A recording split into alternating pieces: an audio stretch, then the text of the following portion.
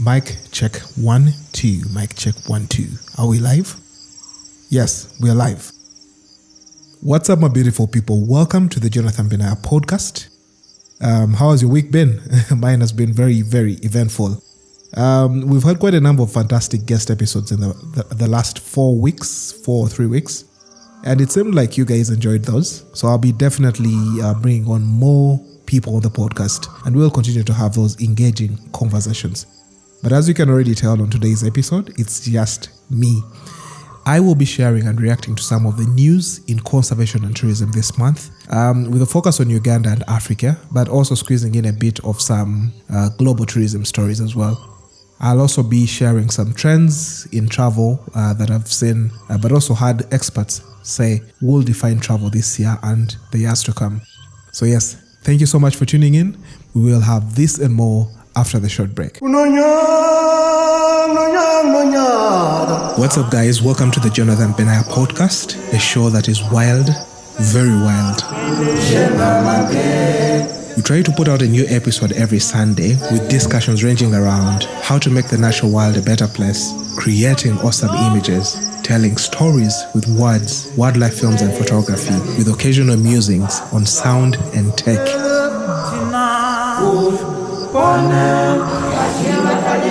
I do share a lot of my own personal experiences, and from time to time, I'll have 1 or 2 guests on the podcast to share some insightful discussions.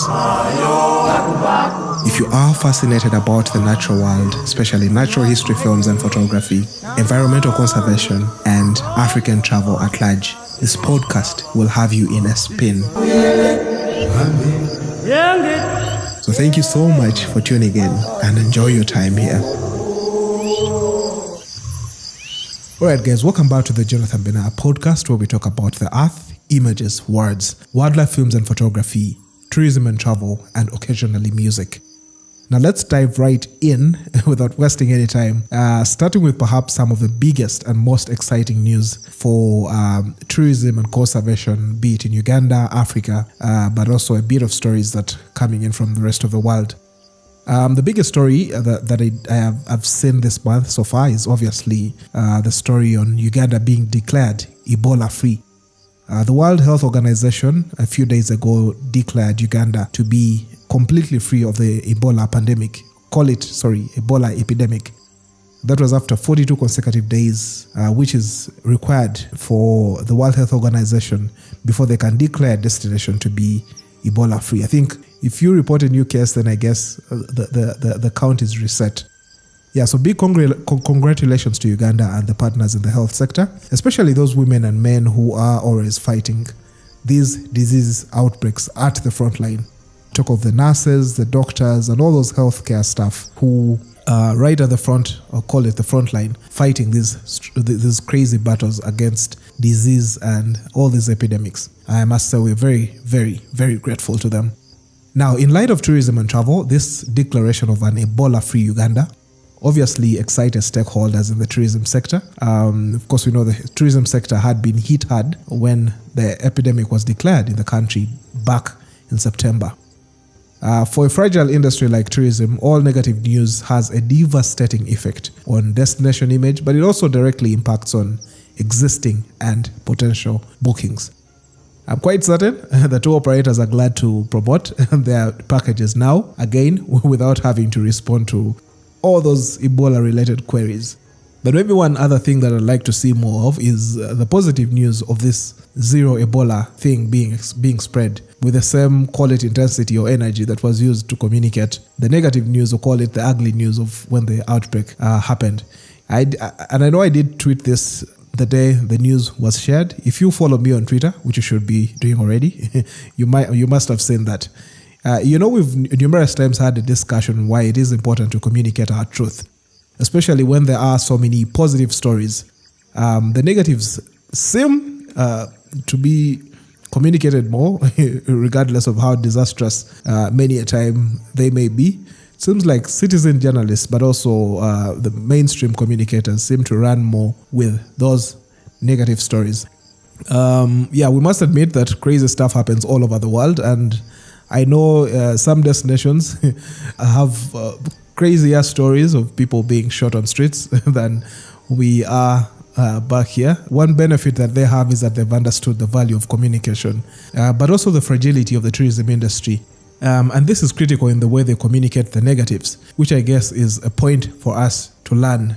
Yeah, we can definitely do a lot better, both in the public and private sector, in communicating our good truth. Now, moving on to another story that I saw this month, that's in the world of conservation. I did read an article this week. I think it was in The Guardian, that's the UK newspaper, which reveals that more than half of Africa's rhinos are now under private owners. For those wishing to see an African rhino in the wild, a visit to South Africa would be well advised. If you didn't know, South Africa stewards the largest number of rhinos on the African continent, which you could say they have the biggest population of African rhinos. They support about 81% of white rhinos and at least 33% of the black rhino species remaining on the continent and in the world. It was until the past decade that the largest concentrations of these iconic mammals were found in South Africa's state-run Kruger National Park. However, just as tourists from all over the world come to visit the park to view the rhinos and several other magnificent species, poachers also have been drawn there to kill the rhinos for, call it the rhino horn, which is quite lucrative on illicit market that trades in animal parts like ivory and rhino horn. And if you've been following the conservation story around Africa's rhino population, you very well know that Kruger National Park has become a poaching hotspot, and they've definitely seen devastating decreases in their rhino population. I did see that figures released, I think it was in 2021. There was a 76% decline in the white rhino population and about 68% decline in the black rhino population in Kruger National Park over the past decade. So in order to conserve these impressive species, the governments and conservation authorities in African countries where rhinos occur have come together and they've resorted to take some really drastic and innovative measures. Populations of rhinos on private land or on community land have now been seen to grow, and this has proved to even be an easier and more efficient way to protect the rhinos from the ravages of poaching than they would be in their natural habitat. This seems to be the same story back home in Uganda, where the rhino population at the Ziwa Rhino Conservancy continues to thrive as well. Many rhinos have been moved out of national parks and protected areas, such as Kruger, to be rehomed in reserves in neighboring countries as well. I've seen some making their way into private held ranches, and I'm also seeing that some of them are even having to be dehorned, which is a process of just cutting off a section of the rhino horn by the park authorities in order to make them less of a target for poachers, because the poachers definitely come for the horn, and the rhino that doesn't have their horn is less attractive to a poacher than one that has. I did share a clip a few days ago on my Instagram and WhatsApp stories. It was a spotlight on the story about 40 rhinos that were being reintroduced in Mozambique. That's in Zinave National Park. That's after 40 plus years of extinction. And folks that saw that, my friends that saw that on my status kept on asking me about why are the rhinos being dehorned and why are they cutting off their horns as they were being released? Yeah, so that's the explanation that conservationists give behind the dehorning campaign. It's very sad that we are at a point where protecting wildlife in its natural home is a lot more challenging than conserving them on private sanctuaries.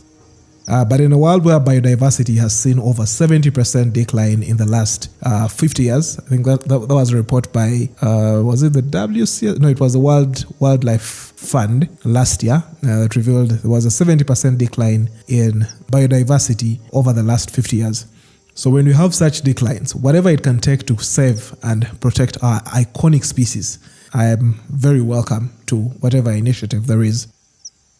Now, still in the world of conservation, I did read about some not so attractive news around the forced removal of Maasai people from the ancestral home around the Serengeti-Ngorongoro conservation area. And this was said to be in order to make way for a planned new game reserve in the area. The Maasai, on one end, are blaming the government for forcing them out and are calling this a war zone. The government On the other hand, or call them the park authorities, the Tanzania National Park Authority, TANAPA, are seen to say that the Maasai are lying, or they're saying something contrary. But news has it that the Tanzanian government is using more of a silent approach to push the Maasai out. They are making living conditions quite uncomfortable for the Maasai in this region, so that they can move away and go towards what the Maasai people say is a government-commissioned resettlement area. I think I had the Maasai leader say that the authorities are cutting off the water supply, they're removing health facilities, they are cutting off other social amenities in order to inconvenience them and later relocate. I think it's about 70,000 Maasai people from their ancestral home to a land hundreds and hundreds of miles away, and what is said to be inspired by the notion to need to conserve the environment. Since September 2022, Ngorongoro and Misigio have had no access to water. That's according to one government official that was being interviewed who spoke on conditions of anonymity. And the Maasai farmers also say that as a result of water being cut off, they've lost at least 100 cattle over this period. Now, human rights activists say that government's actions represent obvious efforts to make the conservation area impossible to live in, shutting down vital services such as hospitals, severe restrictions on livelihoods, basically is creating a scenario where people would find it better to pick up and leave. Now, personally, in this age where we see more organizations coming up to advocate for collaborative conservation, or call it wildlife management, collaborative wildlife management, which I guess is a more community-centered approach. It's quite confusing to see when leading safari destinations like Ngorongoro, Serengeti in Tanzania are continuing to be branded as a war zone or a conflict area for the indigenous people that have lived there and seem to peacefully coexist with the wildlife. It's quite perplexing, but I hope they can get quick solutions to this problem before it gets well out of hand. That's definitely a story that I'll be keeping my eyes on for the rest of the year. Now, just coming back home, the biggest news that might still be trending is a sticky story out of Entebbe International Airport. The Uganda Civil Aviation Authority and Entebbe Airport have been on the spot all week for, call it, unprofessionalism. So just to break down the story for you, this week Entebbe Airport has been trending for not the best reasons. There have been several accusations around corruption and other accounts of staff and professionalism. Of course, you might know that the airport is set to launch its new terminal building this year, which is expected to make the visitor experience better for international and domestic, but also the transit travelers. But there seems to be some unattractive stuff that is going on behind the scenes, especially on the software side of things, call it the human resource side of things. The majority of complaints that we did see this week on several platforms on social media allege that even if you have an air ticket for some travelers, even if you have a visa, even if you have your passport and all those other necessary travel documents, some of the airport staff are having to stop several Ugandan travelers from leaving the country or entering into the country. And this seems to be the trend on Twitter with several public forums as well picking it up. And I feel like it's still trending today as well. Today is Sunday as well. Amid the outpouring of emotions, it's also emerged that travelers are sometimes asked to pay, call it an airport clearance fee, which is strange, never heard of. It's a fee of up to, in some cases, people have had to pay about shillings 400,000. That's slightly over $100 equivalent. Yesterday, I tried to reach Vianney Luja, the civil aviation spokesperson, for a comment, but I unfortunately was unable to get him to provide one in good time. But there was a rejoinder to a press release that Civil Aviation released, and they seem to agree that this fee that has been reported by many distressed Ugandan travelers is indeed illegal, and the authority is investigating it. I also do understand that the Civil Aviation Authority will soon publish a list of former staff members from several service providers at the airport who are affiliated to CAA and who have since been convicted and suspended or even expelled on grounds of corruption and just unprofessional service towards travelers, especially Ugandan travelers. CAA also seems to say that as a regulator, they seem to have no direct handle over how their tenants behave. If you do not know, the airport is structured in a way that you have quite a number of private players offering the service. You have companies offering ground handling services, you have companies offering security services, and then of course you have immigration staff who are also government but not directly under CAA. So one thing that CAA says to their defense is that they do not have direct control over some of these tenants, especially those that are being said or reported to be the beehive of this ongoing graft of unprofessionalism at the airport. The statement from CAA says that the handling companies and these other service providers recruit their own people who may not always be up to scratch. And if this is true, then I guess CAA needs to be given supreme powers at the airport to get things in order. But let's also not forget the scandals that the country's aviation regulator has had over the years. And I want to believe their house isn't the cleanest either. They need to get some things in order. But that said, honestly, I've always had a stress-free and seamless experience while going through the airport. Apart from, of course, the times when you have those long lines, especially when air traffic is at its peak. And maybe that one time where the staff almost asked me to get a second yellow fever injection because they seem to misread the date on my yellow fever card. And maybe perhaps my only other complaint would be just the old state of the old terminal building compared to other airports on the continent and even around the world that you travel through. But I believe that too will be resolved, hopefully, with the new terminal building that is yet to be launched later this year.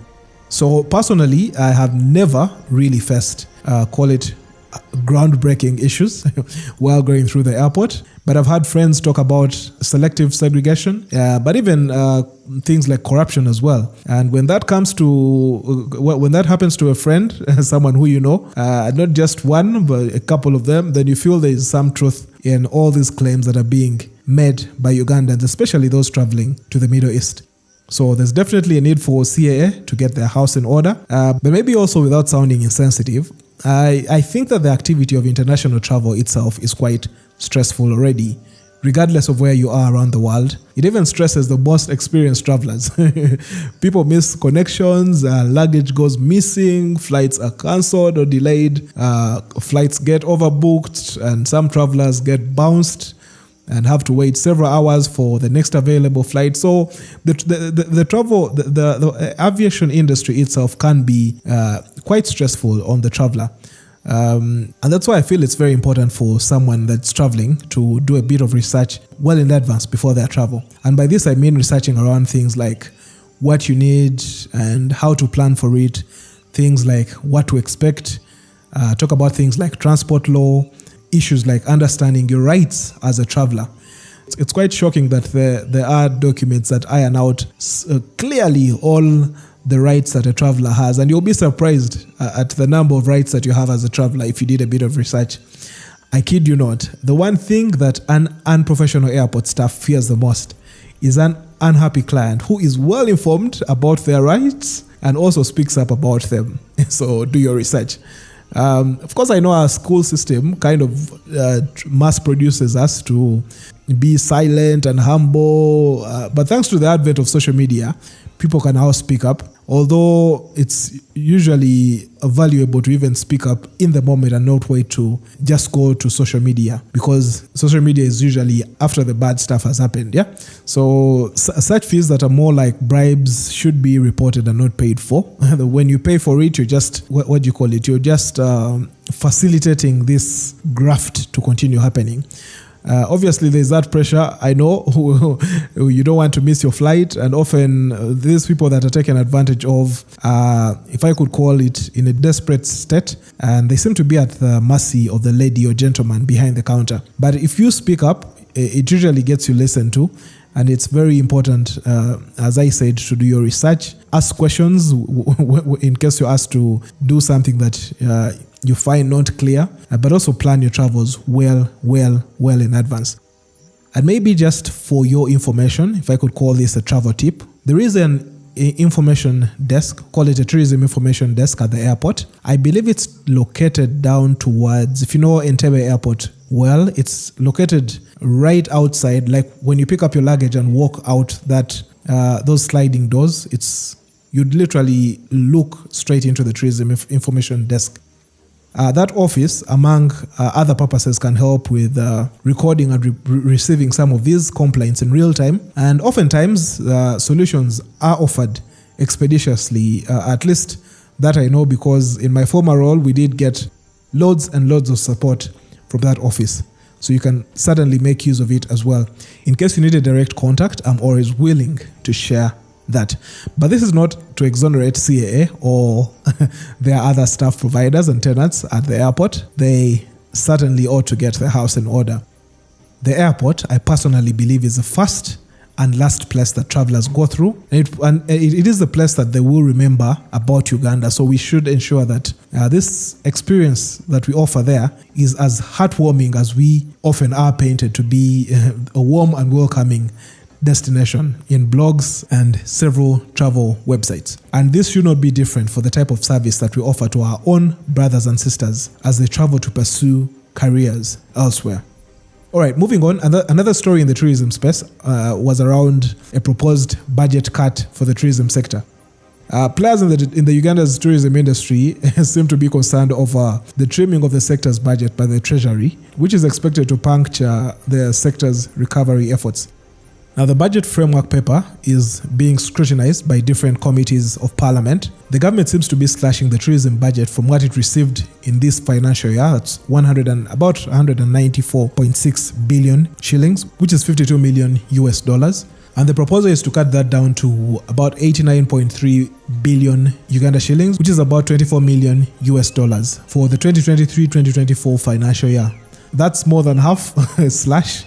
And it's crazy when you think of it. I don't know, is it the tourism officials not delivering on their mandate? And are they not utilizing the budgetary allocations that they are receiving? And in return, finance feels like they don't need as much money? Or are the government economists in like the Ministry of Finance just paranoid in the way they are planning and not sure which high impact sectors they should fund as they work towards this economic transformation?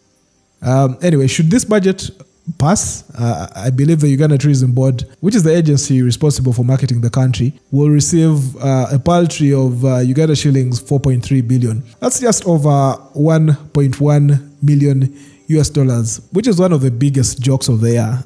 Now, I'm sorry, but oftentimes I read these stories with some sarcasm and a grin on my face because just yesterday in the Daily Monitor, the president listed 5 drivers for economic growth, and these were global affluence, commercial agriculture, manufacturing, information and communications technology, that's ICT, and finally, you guessed it right, tourism.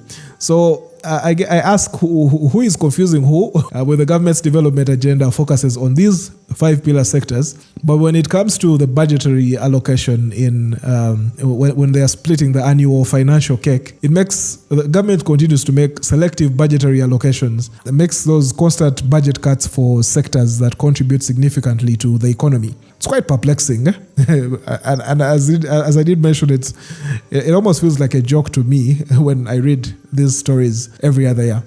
For me, this only means that Uganda will continue to lag behind when compared to its regional peers in tourism development.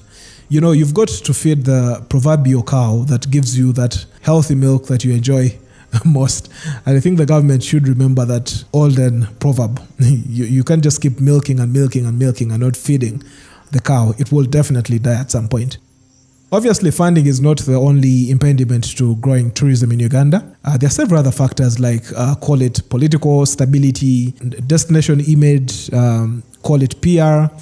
There are things like infrastructure, things like security and safety, also superstructure development, things like capacity building, private sector support, and many more. But funding the sector and following up to ensure that the funds that are allocated to the sector deliver on key points is one very important factor if we are to advance the tourism industry. Yeah, so the guys in charge of budgeting for this country, come on, man, let's style up a bit. All right, let's just move on.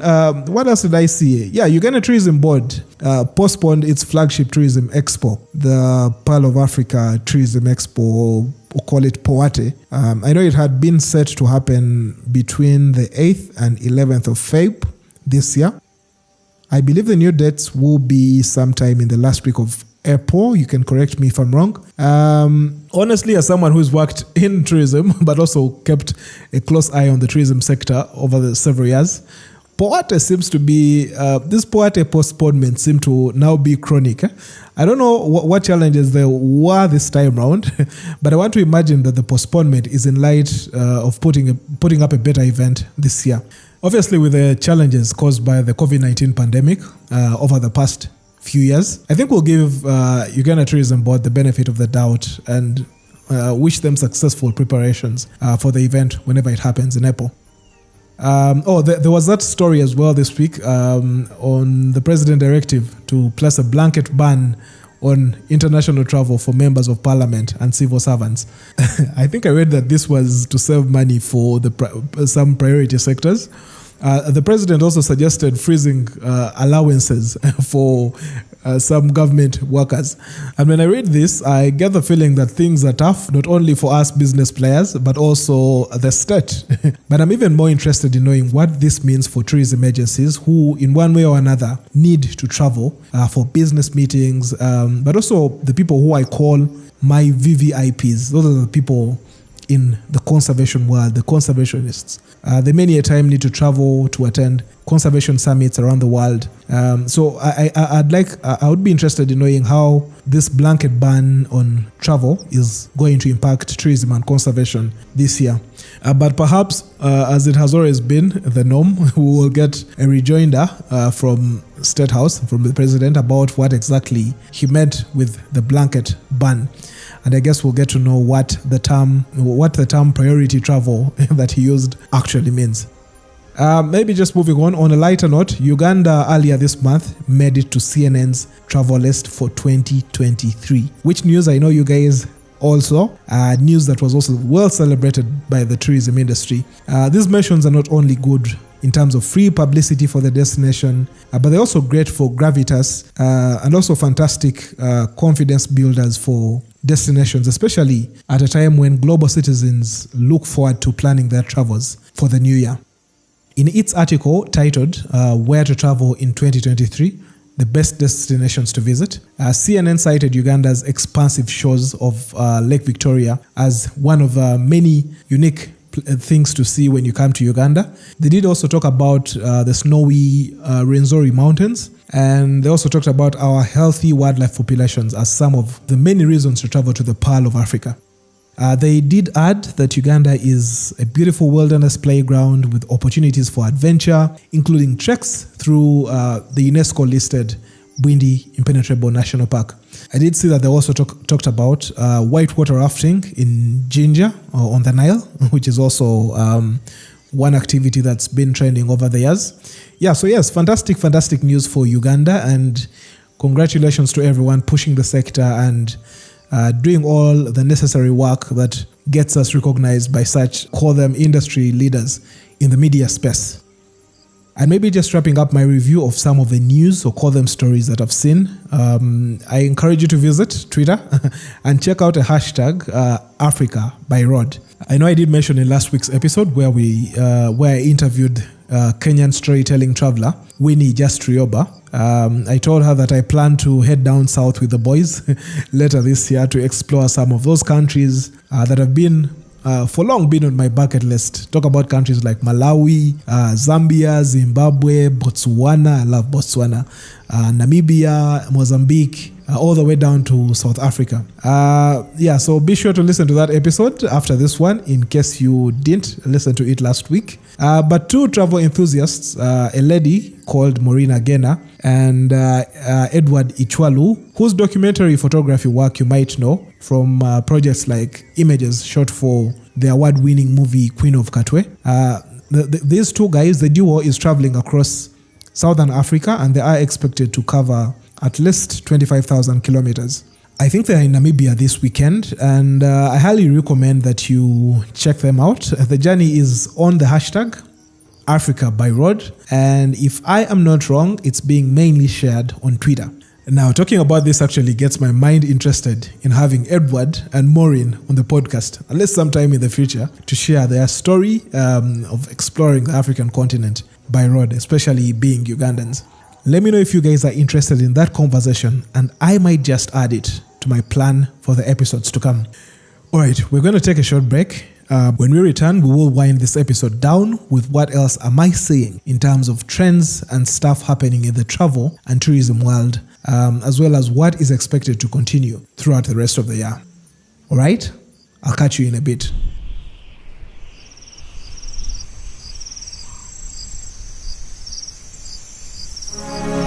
Perhaps you folks already know how much I love the eastern part of Uganda, but as I was flipping through some old hard drives this afternoon, I was awestruck yet again by the magnificence of this magical land, like it was when I first visited so many years ago. I called up a few friends who I knew had been there in the past to share what they thought of this best-kept secret, and here's what they had to say. When I think of the East, I think of transcendent artistry. When I think of the East, I think of wanderlust.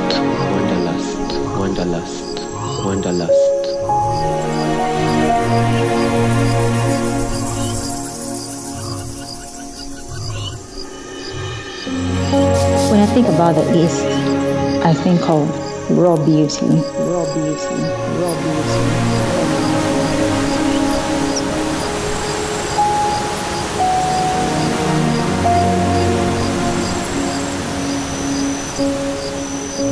When I think about the East, I think of bliss.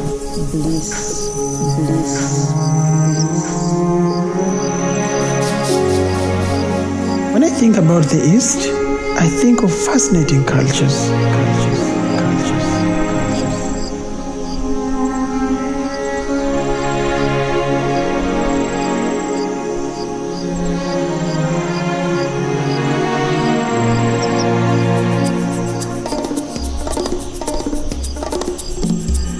When I think of the East, I think of treasure.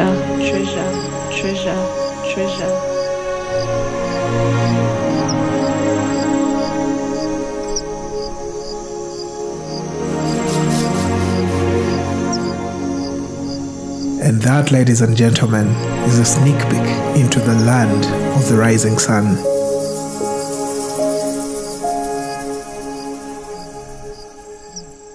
Alright guys, welcome back to the Jonathan Benaya podcast, where we talk about the earth, images, words, wildlife films and photography, tourism and travel, and occasionally music.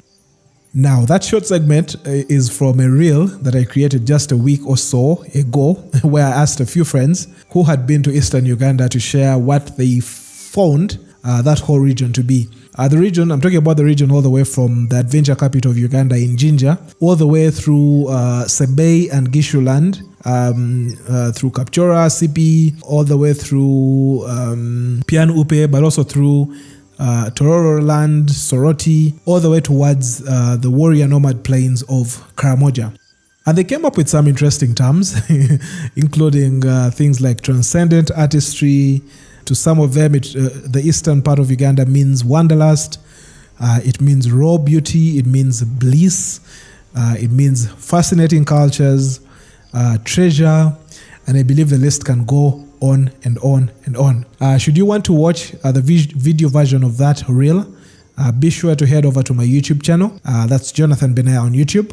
Or maybe I'll leave a link in the show notes if I don't forget. I'll call it the podcast description down below for you to just click on and access the video. All right, quickly, let's look at 15 trends that I see dominating the travel and tourism space around the world this year. Some are not so good news. Some will be exciting.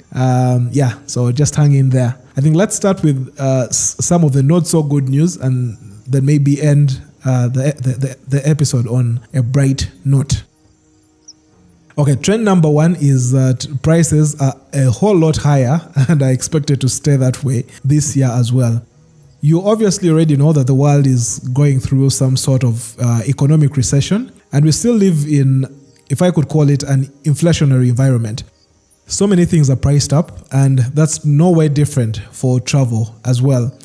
Flight prices are expected to remain pretty high, and even if they come down, they will still be a lot higher than they were in pre-pandemic times. But the high prices aren't in aviation alone. If you go to the hotel side of things, we call it hospitality, hotel prices are also up, especially in the luxury scale, or call it luxury properties. This is basically because government is pushing more in terms of taxes. They want to recoup some of that lost revenue that was lost during the pandemic. But also the business community is looking for avenues to keep their businesses afloat, above water, and they're having to charge more. And in addition, in some leading hospitality brands, we're also seeing new fees that are cropping up. I think I was reading the other day about a couple of new fees that I see around the world. I did see people talking about a resort fee, and I also saw people talking about a destination fee, which is being charged by some leading hotel chains. Now, these fees don't really make sense, and one of the travelers was saying that even the hotel staff cannot really explain the fees to the client in a way that they can understand. But they just seem to be one other way that hotels are looking to get a bit more money out of the pocket of the traveler to fund what have been 3 years of distraught business. Another area where you will feel the pinch is in rental cars. The price for rental cars is also expected to be higher with the rise in fuel prices, but also the growth in demand by people to take, if we could call them, shorter travels, as opposed to jumping onto a plane to go off to a distant location. We seem to be seeing a lot more local travelers booking vans and SUVs to travel with family and friends for road trips. And as the demand grows, the suppliers are also hiking the prices to recoup lost monies while this high demand still lasts. Experts say that although stock markets continue to collapse, the prices and demand for travel services don't seem to be going down, and also the rates don't seem to be going down either. So you might want to put on your bargaining socks and perhaps tighten your bargaining belt as well. Yeah, that's a bitter truth. All right, now just moving on. One other trend that I've seen people talk about on platforms like TripAdvisor is this continued devaluing of the frequent traveler program. I was reading a report by the International Civil Aviation Organization, that's ICAO. The report revealed that from an assessment that was carried out among airlines during the pandemic, they realized that their frequent traveler program had grown into a huge debt that when equated to the value of some of these companies, it was surpassing the shareholding value of some of these airline businesses. And this seems to also be the case with large hotels too. They've been giving out so many bonuses over the years to their most frequent travelers, most frequent guests. And this has grown so high, and they've been feeling the weight of it, especially as travel returns, as more people recoup or make use of some of those points that they had generated over the previous years before the pandemic. And when you look at a situation where many of these entities have laid off staff in order to meet operation costs, you have less staff to offer the frequent traveler service, which was or is pretty much a free service or a bonus that they offer to their regular guests. Many airlines and large players in the travel industry are looking for, call them cheat codes or ways in which they can save on and also make it a bit less straining on the business to offer these freebies. There's got to be a way to get that money back, as a business player, you probably know that. In some parts of the world, I've read that where a free breakfast was being offered as part of a frequent visitor platform, clients have reported that the breakfast has been devalued so much. It's very, very, very low quality in some situations. Someone was saying that they got a half banana served to them at a hotel. And I think I saw a client mention that they were offered a free breakfast as part of their frequent traveler package. But on the breakfast, they were still required to pay, was it $16? If they were to have a coffee or a drink, which, if you know how the frequent traveler program usually works, when you offer a free breakfast, a coffee and a drink should be the bonus offer that is given. Another area where you will definitely feel the pinch is in airport lounges. For travelers on the frequent traveler plan, it's becoming a lot more challenging.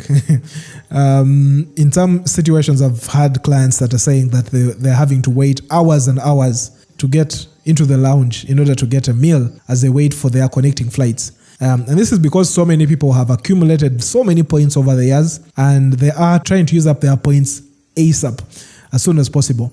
Some airlines are even cutting down on the number of people that can access a lounge area at a given time. Take examples of in the past where a bonus would include a family of 4, that's a mother, the dad, and the 2 kids. Some airline lounges are now cutting that down to just 2 people at a time. So if you have some points that you'd like to make use of, it might make sense for you to do a bit of research before you travel. But also it might be useful for you to utilize those points right now before they even get devalued more. All right, the third trend that I see is a QR trend. You know that thing where you're told to scan a box thingy to access the menu or a service list? Yeah, this year and the years to come, we will see a lot less use of paper in travel. That's physical paper. We'll see less paper menus. We'll see less brochures as people move more towards a contactless service in places like restaurants, hotels, airports, and more.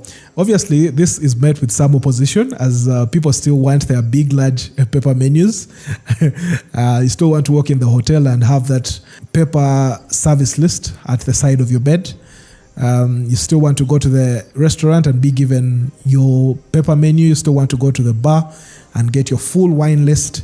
You might say that people who complain about modernization are usually senior citizens, but even myself, who is not yet a senior citizen, now me who is even a stickler for tech, I don't enjoy this QR trend that much, especially there are times where the network can be crappy, and even some of these restaurants and hotels have their online menus designed in some very call it ugly way. You can't read some things are not as appealing, and it almost makes you automatically miss that old large menu card. But well, it seems like we are yet to see more of this year and in the years to come. Hopefully it will be a lot less crappy wherever it's being implemented. Yeah, so yes, brace yourselves for more of those QR code phrases. And maybe just trend 4, we will be seeing a lot more digital trends. We expect to see more advances in things like the use of biometric options for contactless check-ins at airports and hotels. But also we'll see more use of virtual reality, especially the metaverse, in particularly marketing and creating destination images. More and more travel agents in the Western world are now offering metaverse experiences for their clients to be able to walk through a destination before they visit. For the clients are able to see what they expect to find, and then they can make a buying decision based on a close to physical interaction with the destination. And then this means that when they physically visit, they are just reliving some of the memories that they made in the metaverse. So we will see many more innovations in this space. Perhaps keep an eye out for that. But also, it's an avenue, I believe, for tourism players, especially in the private sector, and also tourism boards to use virtual reality and the metaverse to market their destinations and appeal to more and more people that are using more of these technological innovations to access information and build their bucket list or their images of destinations. All right, now trend number 5, we're seeing destinations focusing more on offering transformation retreats. Now, the previous decade focused a lot on wellness travel, but we are seeing destinations and resorts this year offering more than just wellness. Many destinations are now making fresh promises to people visiting them. This is really connected to the notion of the experience economy. They're inviting people not just to hang out and waste time and sleep. They're inviting them to come and visit, and when they return to their homes, they will have learned a skill, or they will have maybe got a fresh experience, or maybe they would have been transformed in one way or the other. So we're going to see a lot more transformation packages offered by tour operators, offered by hotels, but of course, wellness will also continue. All right, trend number 6, we're seeing a lot more people going to places closer to home. I think this has been the case since the lifting of lockdowns, and is expected to continue, especially in the Western world. That's in North America and European destinations. Not so much in Africa, because I believe we're still going to see a bit more of those international tourists returning to the continent for the contemporary experiences, safari, hiking, those cultural expeditions and more. But for people visiting the Western world, the majority of people you will run into in some of those destinations will most likely be people coming from within or nearby. You might be among one of a few foreign tourists that will be going to those destinations. But also destinations like Uganda and the African continent at large, domestic tourism, I believe, and also intra-African travel will still be a thing that continues to sprout and thrive as people take more of those travels closer to home, as opposed to jumping onto a plane and taking those long trips to the Maldives, to Dubai, although those, I believe, will still happen. All right, now trend number 7 is sustainable travel. We know sustainable travel has been the recent, and if I could call it, the most dominant trend in global travel, and it will continue to be a trend this year and in the years to come. One of the wins from the pandemic is that it taught all of us to be fierce advocates of our own local enterprises or local businesses.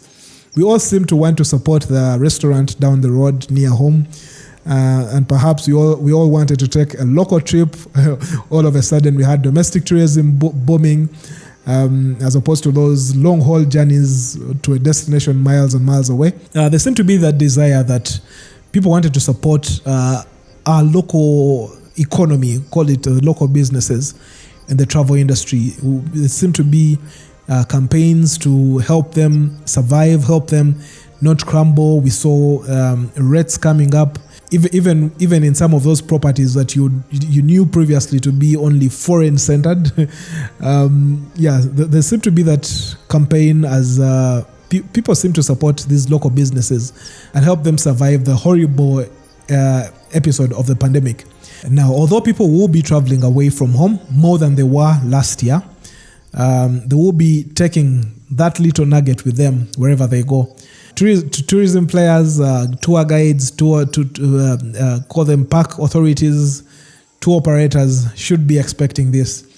Visitors will want to support the local economies more wherever they go, but also being more intentional with how and where they spend their holiday monies. So keep an eye out for that as you plan your marketing efforts, but also as you brief your staff on the experiences that they will be offering this year and the years to come. All right, trend number 8. In the last 2 years within the region and the continent as well, we've seen more digital nomads rising up. And these are people who are selling their apartments in the Western world, but also within the African continent, and they are leaving home to travel, take long trips away, and they are staying longer in the destinations. And while they are there, they are working. I guess the pandemic taught us that work can pretty much happen anywhere on the globe, obviously with the help of a reliable internet connection. Now, we must not confuse this with bleisure, which is a combination of business and leisure travel, which is basically a concept of business travelers adding a segment of a few days of leisure to their business trip. So basically people who come to a destination for things like a conference, and then maybe over the weekend they choose to take an excursion to the countryside, maybe for a rafting trip or to check out a museum or something. So that is bleisure, where the key purpose for them visiting the destination is for business, but leisure comes as an add-on. That's not what I'm talking about. This is about combining travel that is primarily for leisure and combining it with business. So while they travel for those long stays, long trips, they're doing business while they're there. So you could maybe call it bleisure that is flipped backwards. So we're seeing more of these digital nomads this year as well. It's going to be continuing even into the new year. These people are making a lot more use of things like Airbnb, but I also see hotels around the world that are providing better working desks and even faster internet for this niche that is growing. Some resorts are also now marketing more of these long stay deals, and they're offering discounts to target more of these people who want to come and work and stay for a longer time than just be around for a week. You could call them people working from Rome. And I don't mean Rome as in Rome, the city in Italy, R-O-M-E. I mean R-O-A-M. That's working from Rome. I don't know if you guys saw that story last month of the Meta employee who bought a 12-year lease for a cruise ship condo so that they can continue working from home while seeing the world. So we will see more of this in the new year, and I believe the years to come. Meta is a parent company for companies like Facebook, WhatsApp, and Instagram. They also own the metaverse as well. That's just for your information. All right, another trend that we are going to see more of this year is set jetters.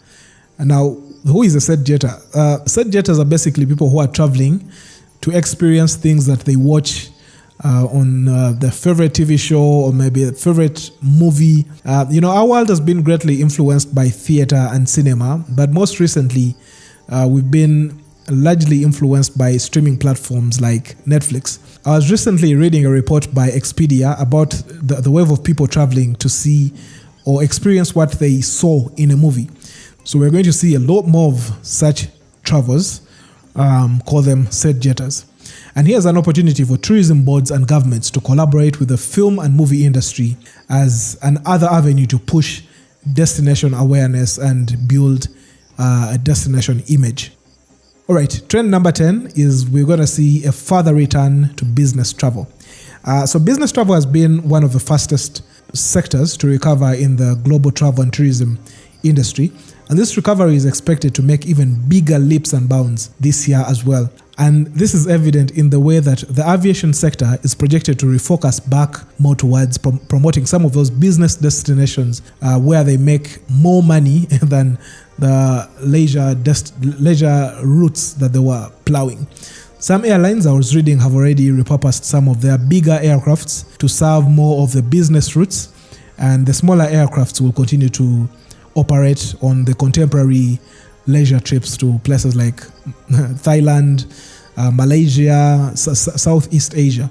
So that's one thing for sector players to think about, especially people at the macro level, government level, who are planning for the sector in terms of priorities of what segments of the tourism market to target. The business traveler is coming back in even bigger leaps and bounds. So things like mice, not the rodents, but the meetings, incentives, conferences, and events subsector is one really lucrative subsector that governments and tourism agencies should be strongly prioritizing this year and the years to come as well. All right, now trend number 11 is that we're definitely going to see a lot more Black Americans traveling in search of their roots. This has been happening over the last 4 years, I believe, since that 2019 campaign by Ghana that's dubbed the Year of Return. There have been so many Black Americans visiting the continent, especially West Africa, largely because of their ancestral ties that they have to countries in that part of the world, countries like Ghana, countries like Nigeria, countries like Ivory Coast, countries like Togo, Mali, and I believe this is because Western Africa is where a lot of that transatlantic slave trade was at its peak. We expect to see more of that this year as well, more Black Americans coming to the continent. So tour operators in West Africa, and I believe around the continent as well, can see or rather look for avenues in how to tap into this growing market of enthusiastic Black American travelers. All right, trend number 12, you may be able to travel with cryptocurrency this year. I have my hesitations with crypto. I don't know if that's just me. It makes sense for those that are making a lot of money on it. But I know it's proved to be quite volatile for those who have lost loads of money, hundreds and thousands of dollars, or even people who have lost it all from operating on crypto. But you can now book and pay for some destinations in the travel space with Bitcoin, which is quite a development. It seems like cash is becoming less and less usable. It's like cash is not even considered money in some parts of the world. Payments are becoming a lot more cashless, and I guess that's going to continue. But those cashless means also feel like just one other way to get money out of the traveler, especially where we have to pay those annoying transaction fees on a card payment. Each time you swipe your card, you have to pay some surcharge on a card, on a card transaction. Now, talk about things like mobile money fees if you're paying using mobile money at a national park. No, wait. I think for mobile money at the national park gets is via Momo Pay, which is free, if I believe. But anyway, what I'm trying to say is that with the card transactions, usually there is that surcharge that comes with swiping your card. So my plea would be for regulators to scrap the fees on cashless transactions, or even lower them if scrapping them is not an option. Yeah, I strongly believe that as we move towards cashless, it's very important to also treat intangible money like cash itself, because it seems to be what everyone is asking for now. Make it a lot more appealing, a lot more attractive to use. And I might have called the bankers on myself, but do educate me on why this can't be done honestly. And while I talk about cryptocurrency, there's a story that caught my eye this week, and that was out of the Democratic Republic of Congo. And this was a story on how they are using crypto for conservation. Now, let me just try to break down the story as briefly and detailed as I can. Oftentimes when you hear about conservation in Congo, you hear all those stories of insurgent activity that results into the death of rangers. At least 200 rangers have been killed since 1996, which on average is about a ranger every month, a couple of months. And that's sad when you think of it. But in an attempt to protect its forests and famous wildlife, Virunga, which is the country's proud home to some few surviving mountain gorillas, as well as several rich biodiversity, Virunga has become the first national park in the world to run a Bitcoin mine. And some people are wondering what the heck crypto has to do with conservation. Bitcoin mining, for those that don't know, is the process of creating new crypto, which in this case is referred to as Bitcoins, because they're particularly working on the Bitcoin platform. And mining is done by solving extremely complicated math problems. When you solve the problems, you're then rewarded with a predetermined amount of Bitcoin. That's a digital currency which can be equated to an actual government currency like a dollar or a pound. It can be translated into shillings, dollars, whatever currency. You can even withdraw it to your mobile money wallet and withdraw it at an agent. So Congo set up these 40 feet long chrome green containers, and they have laptops in there and a lot of tech inside that is trying to work out these complicated mathematics challenges. And as they continue to mine, they're making a lot of Bitcoin. All day long, the machines grind away at solving those complex math problems, and they are rewarded with digital currency that is worth thousands of dollars. So think of this as a cathedral of, call it 21st century green tech, which is surrounded by uneven greener rainforest in the Virungas. In many ways, the mere existence of this operation kind of defies the odds. If you know the Congo situation very well, with how, if I could call it politically unstable, it's often painted to be. But I guess the situation indeed on the ground is not as rosy. But just being in a volatile region that is dominated by war and known for corruption, but also rising deforestation as well, I feel like it's an inspiring example of what tech can do for conservation. Proceeds from the sale of Bitcoin are already helping to pay for park salaries, as well as its infrastructure projects like roads and things like pumping water to the community. It's no doubt that this extraordinary solution in a bewildering place is a shock to many, and I kind of want to call it a happy accident that is building a sustainable economy tied to park resources. So way to go, Congo. It's the Democratic Republic of Congo. And I guess we'll see more conservationists borrowing from the successes of this project in the years to come. All right, enough with the crypto discussion. Trend number 13. What else am I saying in terms of trends? Yes, less masks. I know in some airports and places you're still required to wear your mask, but it's going to be a lot more voluntary, I believe, this year than it is a must to do so. I know some airports will still require that you have your mask on, and also some airlines will also require that you wear your mask during the flight.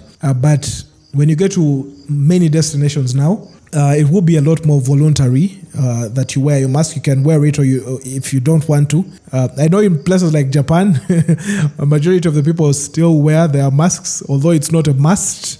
So if you go there and you don't wear your mask, you might look like you're out of place. but there's some good news. The bad years of the past of the pandemic are continuing to fade away steadily, and hopefully we'll reach a point where we can all confidently move around with no masks whatsoever. All right, trend number 14, we're going to see a lot more of the Chinese traveler. China travel is finally returning. After 3 years of closed borders under its strict zero COVID policy, China, just a few days ago, reopened its doors to allow international travelers back in, but also allow Chinese travelers to now go out and explore the world again.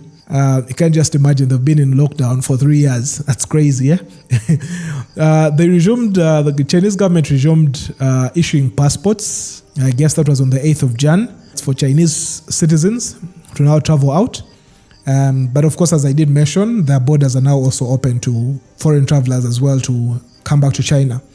This is a move with economic implications, obviously, around the world. That's including Africa as well. There are definitely economic implications that come with this move of China reopening. And this is evident in the way that markets and stocks around the world really shot up with the news of China reopening. And I know that African businesses are also hoping to cash in on this call it the world's second largest economy, returning, or rather opening up to business, opening up to travel again. Now, on the African continent, which counts China as its largest trade partner, of course, African importers sell cheap Chinese-made goods. They seem to say that they are now itching to return to China to shop and build up their stock again and bring it home to operate businesses again. On the other hand, many African countries are also hoping to attract Chinese tourists back to their destinations. You must know that in some countries, as those tourists return home, especially in places like the US, they will be required to provide a negative COVID test. And also I know Chinese travelers are going to be also expected in some countries to provide a negative COVID test before they can be allowed into the destination, especially with this. I think I saw there's a new wave of the Omicron variant. Regardless, some African safari powerhouses are not bothered about the news of a new variant. This week I read South Africa and Kenya said they won't be imposing any restrictions. So it will be interesting to hear what other African countries are saying as we welcome back the Chinese traveler. But I believe destinations, especially in Europe and Western world at large, are excited about the return of China. And then finally, you'll realize that this year, it is going to be a lot more important to plan for your travels well ahead than it's ever been required before. This weekend, take some coffee, sit down with a notepad, and take some time to write down plan your year ahead, and if possible, plan all the way into 2024. Because this will be important for getting things like deals, but also just making sure that you won't be disappointed. Also plan to get a passport if you don't have one. If your passport expires this year, make plans to renew it. I know most countries will need 3 months validity on your passport before you are allowed in. So don't wait till when you're traveling to renew your passport. Some countries require up to 6 months. For instance, Kenya and Tanzania, which are safari powerhouses, require travelers to have at least 6 months of passport validity before they can enter the country. So just keep an eye on that. Now, passports aside, on the other hand, advance reservations are required everywhere in a lot more places. National parks aren't the only places that require a reservation. You also now can't just turn up at maybe say a mountain hike or an exclusive resort anymore without making an advance payment. There will be less tickets being sold on site, or call it on ground. We're going to see a lot more travelers planning years and years ahead. So tour operators will be receiving inquiries for even 2025 and 2026 as more travelers seem to be back to call it a more stable environment that allows them to plan ahead without, if I could call it, the uncertainty of ravaging pandemic that was the COVID-19 pandemic. So maybe just a tip, as you plan, be sure to make a reservation in advance. That's for the traveler.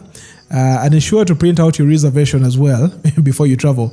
Or if you have an e-reservation, maybe take a screenshot and have that saved in your gallery. Sometimes the internet can mess you up, or even tech itself. You might get to the airport and you can't access your boarding pass, or you get to a hotel and you can't access your reservation because in some remote areas the internet might not be reliable, and you might not be able to check your internet. So just a travel tip, when you make your reservation in advance, and maybe make your payment, just take a screenshot of the receipt and the reservation itself, and have that on your phone. Even possible, print it out and have a physical copy, just to have something less to worry about when you travel. And that, ladies and gentlemen, is the final trend that I had for you today.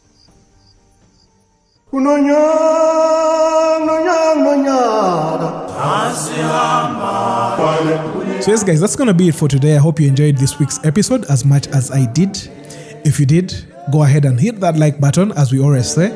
Share the link in your circles, and let's get this conversation beyond this platform. For those that just can't get enough and would like more of such tips, conversations, episodes, and more, be sure to subscribe to the podcast. The podcast is now available on all major streaming platforms, including Amazon Music, Apple Podcasts, Google Podcasts, Spotify, iHeartRadio, TuneIn, Pandora, Castbox, Deezer, and several other platforms.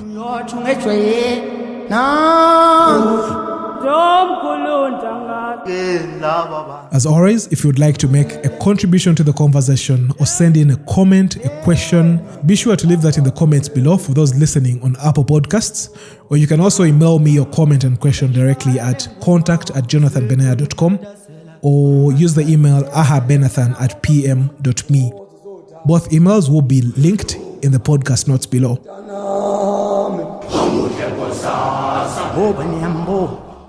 I also would like to say a very big thanks to our Patreons. Through your pledges, we are able to keep this show alive, but also support other creative avenues. To subscribe to our Patreon platform and make a monthly pledge that supports the busy work which goes into creating this show, feel free to click on the link in the podcast description. Alright, until next time, happy travels, and I will see you in the next one.